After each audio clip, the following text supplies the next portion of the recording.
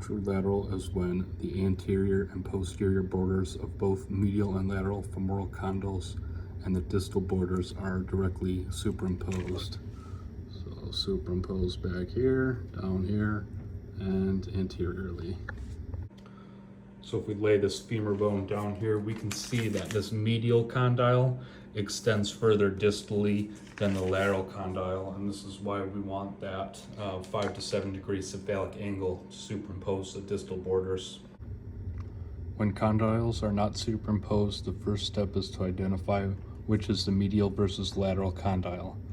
The medial condyle can be identified by its unique adductor tubercle located posteriorly just superior to the medial condyle. The lateral condyle just as smooth in this area.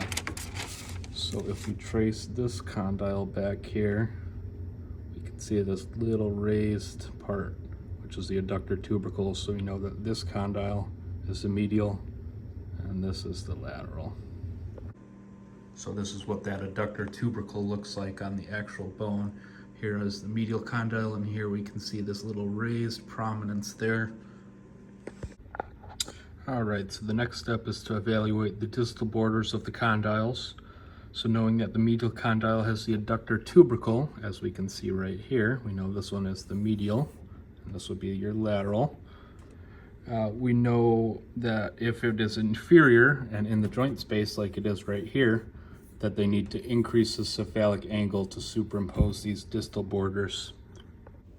It is more common to have internal rotation on a lateral knee. I will show you up next how to identify that radiographically. If the medial condyle is posterior to the lateral condyle, the knee was internally rotated, meaning the patella was further from the image receptor than necessary. So here again, we'll find the medial, or the adductor tubercle on the medial condyle, and that is posterior to this lateral condyle, not superimposed, so we know there was internal rotation. If the lateral condyle is posterior to the medial condyle, the knee was externally rotated or over-rotated.